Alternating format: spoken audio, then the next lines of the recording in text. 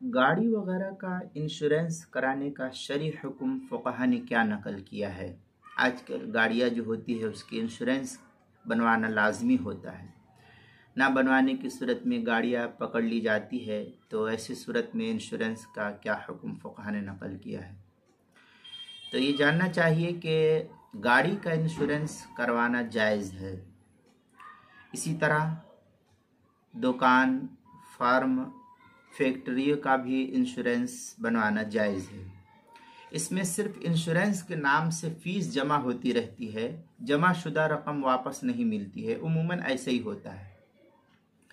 बहुत ही शाज़ व नादिर कोई हादसा पेश आ जाए तो जो कुछ कंपनियां की तरफ से मिलता है वो बतौर ताउन समझा जाता है।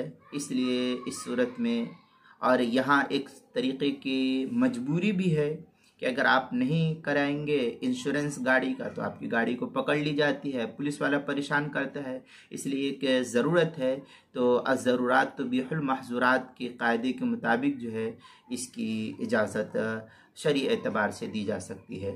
इस मसले की तफसील देखनी है तो फतावा कासमिया की 20वीं जिल्द सफ़ा 486 पर देखें और इज़ाहुन नवादिर पहली जिल्द सफ़ा 244 पर इसको नकल किया है।